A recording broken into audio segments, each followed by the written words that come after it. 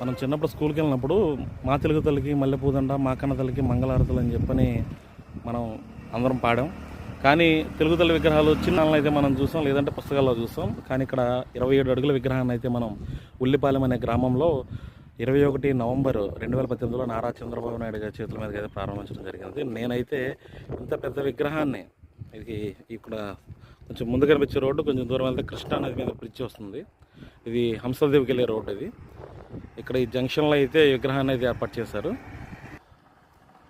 విగ్రహం అయితే 27 అడుగుల ఎత్తులో చాలా అంటే చాలా బాగుంది. విగ్రహం ఎత్తు 27 అడుగులు.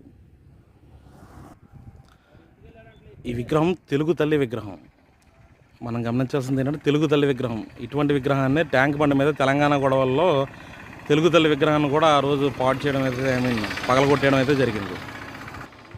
మనం అందరం రోడ్డు భద్రత వాటితో ఆనందంగా జీవితం.